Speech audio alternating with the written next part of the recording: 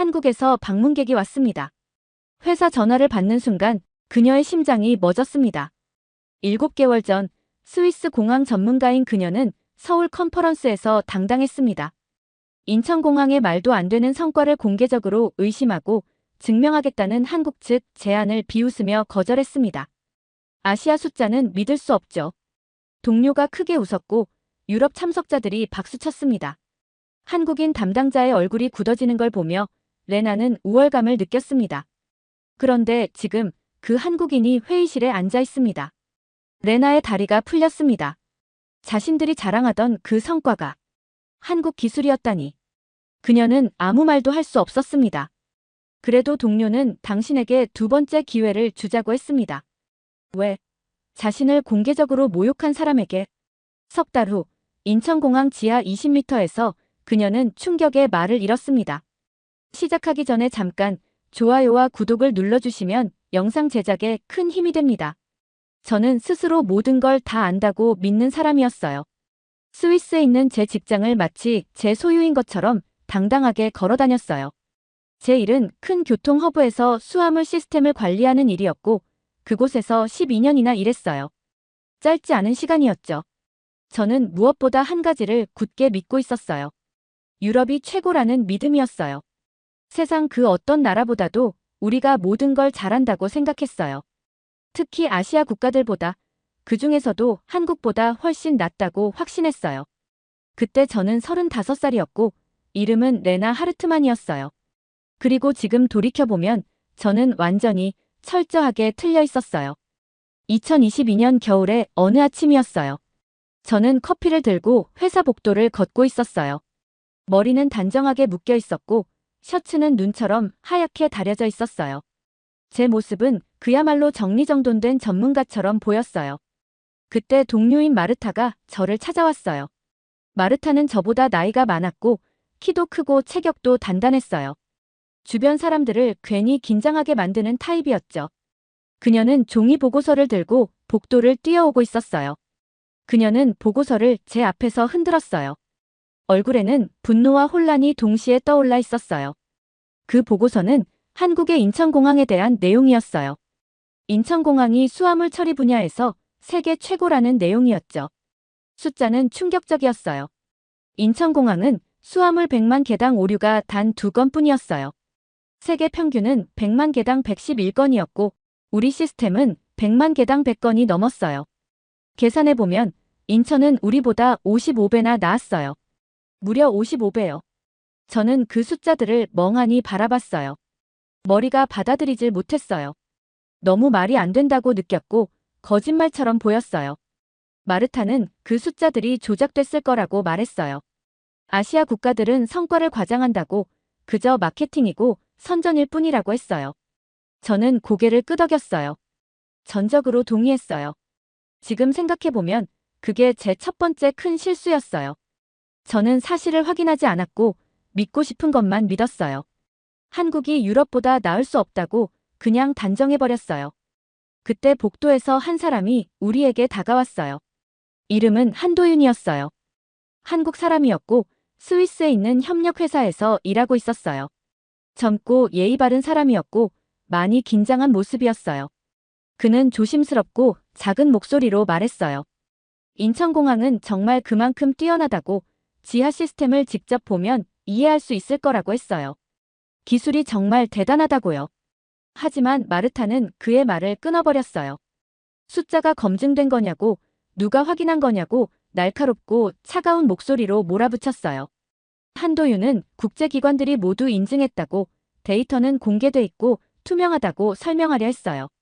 하지만 마르타는 계속 말을 덮어버렸고 주변 사람들이 하나둘 멈춰 서서 지켜봤어요.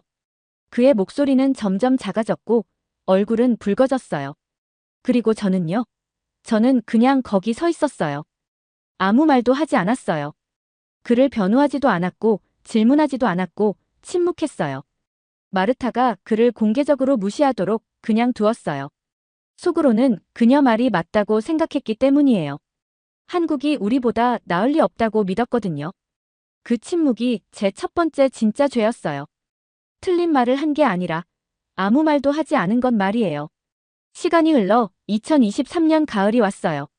회사에서 저에게 한국 서울에서 열리는 컨퍼런스에 가야 한다고 했어요. 주제는 수화물 처리와 공항 효율성이었어요. 저는 가고 싶지 않았어요. 마르타도 함께 간다고 했고, 비행기 안에서 그녀는 한국이 우리에게 가르쳐 줄 건 없을 거라고 말했어요. 시간 낭비일 뿐이라고요. 저도 동의했어요. 도착한 인천공항은 깨끗하고 현대적으로 보였어요. 하지만 저는 겉모습일 뿐이라고 생각했어요. 진짜 시스템은 허술할 거라고 단정했죠. 컨퍼런스 전날 밤, 한 여성이 저에게 다가왔어요. 서진아라고 자신을 소개했고, 인천공항 국제협력부서에서 일한다고 했어요. 영어는 완벽했고, 미소는 따뜻했어요. 그녀는 명함을 주면서 다음날 지하 시스템이 가장 중요하다고 말했어요. 저는 그 명함을 제대로 보지도 않고 가방에 넣었어요. 솔직히 관심이 없었어요. 마르타는 서진아가 너무 칭찬받고 싶어 하는 것 같다고 속삭였어요. 저는 또 고개를 끄덕였어요. 다음 날, 발표가 시작됐어요. 서진아는 무대에 올라 공항 지하 20m 아래에 있는 터널과 자동으로 움직이는 레일 시스템, 모든 각도에서 수화물을 검사하는 레이저 스캐너 영상을 보여줬어요. 그녀는 다시 그 숫자를 말했어요. 100만 개당 오류 2건. 평균보다 55배 더 나은 성과요. 청중은 조용했고 감탄하는 분위기였어요. 하지만 저는 아니었어요. 저는 손을 들고 마이크를 잡았어요. 그리고 평생 후회할 말을 했어요. 그 수치들이 현실적인지 제대로 검증된 건지 물었어요. 너무 완벽해 보인다고요. 말투는 정중했지만 사실은 공격이었어요. 질문이 아니라 거짓말이라는 이였죠. 마르타도 일어나 저를 거들었고 몇몇 유럽 참석자들은 박수를 쳤어요. 서진아의 얼굴이 하얗게 질렸고 손이 조금 떨리고 있었어요. 저는 많은 사람들 앞에서 그녀를 상처 입혔어요. 그때 윤태성이라는 남성이 무대에 올랐어요. 수화물 운영 총괄 책임자였어요. 차분하지만 단호한 사람이었어요. 그는 우리의 의심을 이해한다며 그래서 다음날 지하시설 투어를 준비했다고 했어요. 직접 보면 알 수 있을 거라고요. 그런데 저는 거절했어요. 바로 스위스로 돌아가야 한다고, 시간이 없다고 말했어요. 마르타는 크게 웃었고 투어 따위에 쓸 시간이 없다고 말했어요. 몇몇 사람들도 웃었어요.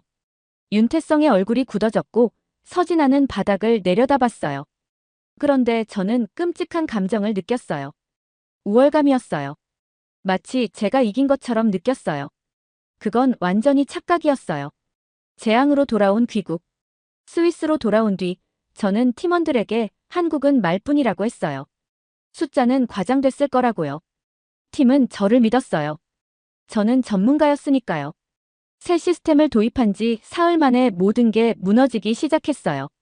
수화물은 엉뚱한 곳으로 가고 승객들은 연결편을 놓쳤어요. 오류는 걷잡을 수 없이 늘어났어요. 하루에 오류가 200건까지 치솟았어요. 시스템은 붕괴됐고 수화물은 쌓였고 언론이 몰려왔어요. 사고 보고서에는 제 이름이 적혀 있었어요. 저는 업무에서 배제됐고 집에서 조사를 기다리게 됐어요. 정리된 집안에서 혼자 앉아 있었어요. 제 살만 빼고요. 그때 처음으로 진짜 질문을 했어요. 혹시 제가 전부 틀렸던 건 아닐까 하고요. 항상 거기에 있던 진실. 조사 기간 동안 저는 그 인천 보고서를 다시 꺼냈어요. 이번에는 처음부터 끝까지 꼼꼼히 읽었어요. 모든 게 사실이었어요. 국제기관이 인증했고 데이터는 투명했고 독립적인 검증까지 끝난 상태였어요. 인천공항은 정말로 우리보다 55배나 나았어요. 그리고 저는 그들을 거짓말쟁이라고 불렀어요. 복도에서 진실을 말하려던 한도윤, 무대에서 증거를 보여준 서진아, 직접 보라고 손 내밀던 윤태성까지 떠올랐어요.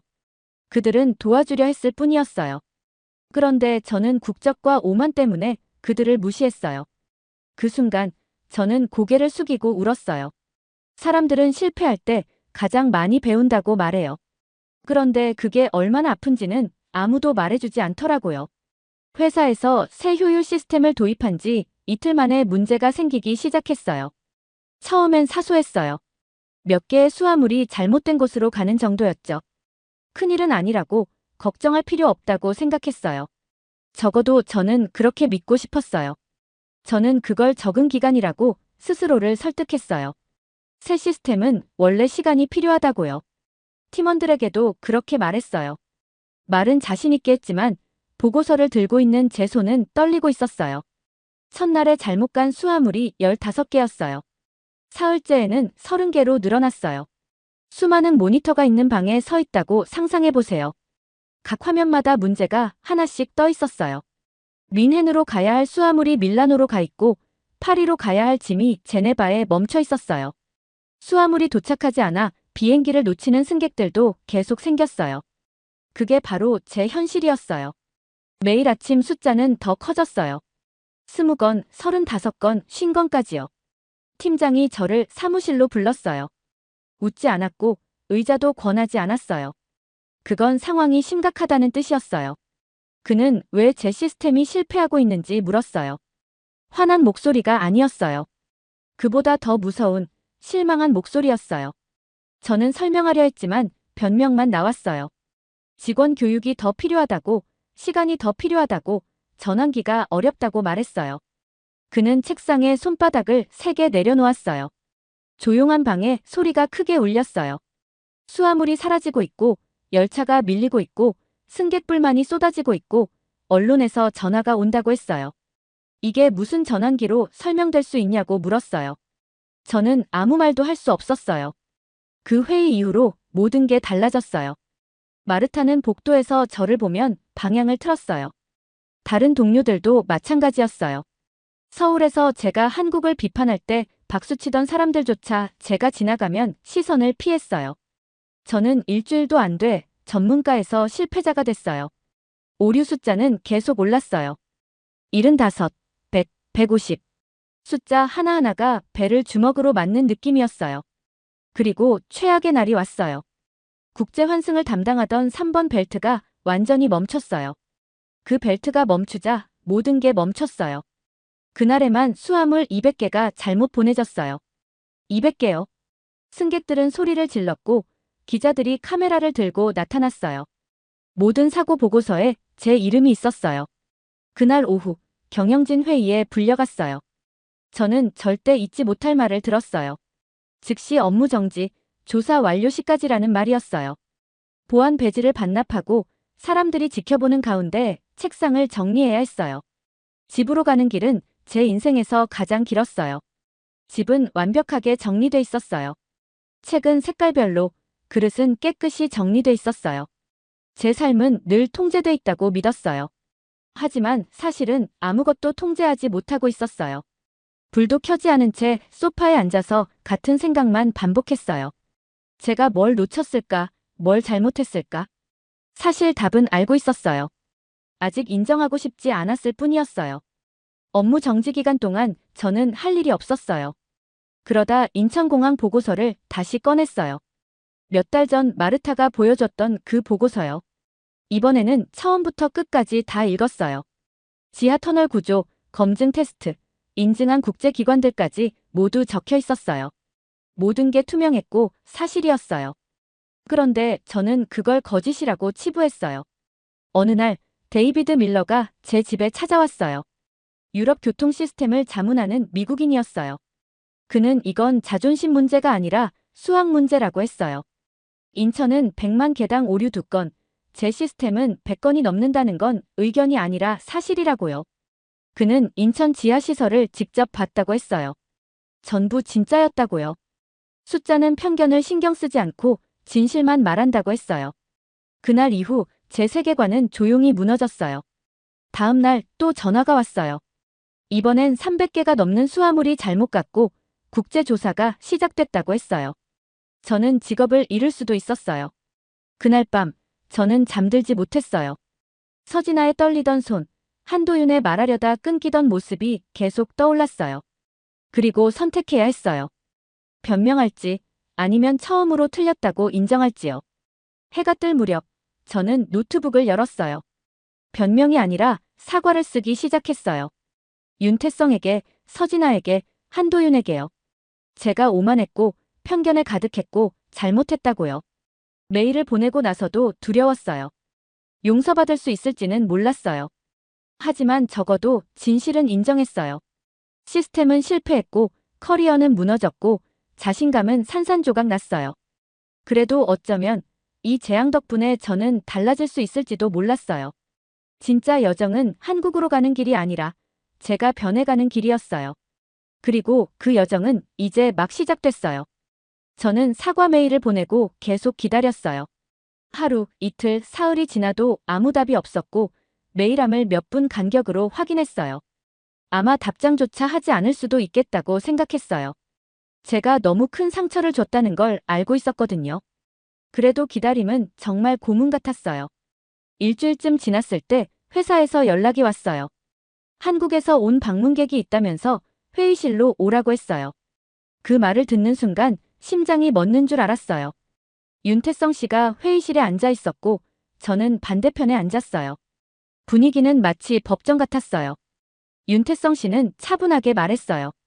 서울에서 지하시설 투어를 제안한 건 자랑이 아니라 제가 직접 보면 이해할 거라 믿었기 때문이라고요. 하지만 저는 거절했을 뿐 아니라 국제회의에서 그들을 비웃었다고 했어요. 그 말들은 모두 사실이었고 저는 아무 반박도 할 수 없었어요.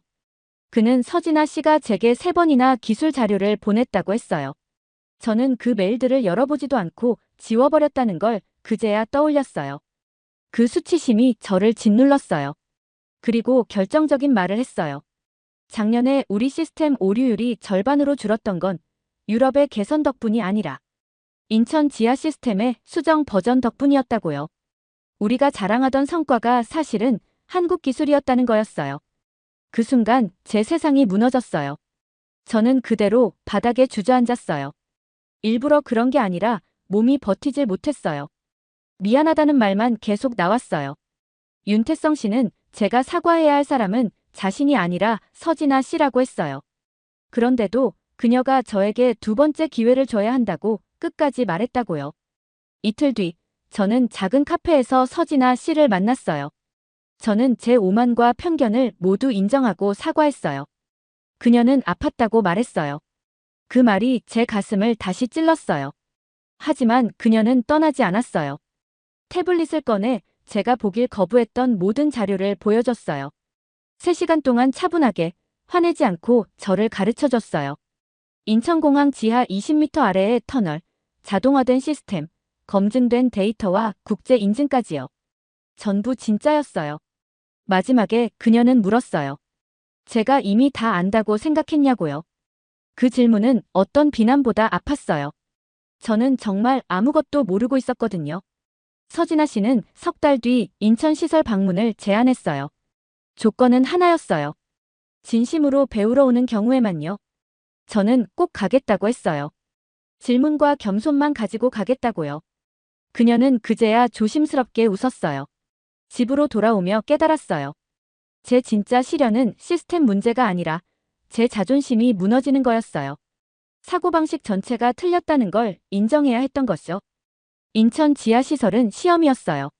제가 열린 눈으로 진실을 볼 수 있는지에 대한요. 그 여정은 이제 막 시작됐어요. 숫자 55는 더 이상 모욕이 아니라 더 나은 사람이 되라는 초대처럼 느껴졌어요. 3달이 지나고 저는 다시 인천공항에 서 있었어요.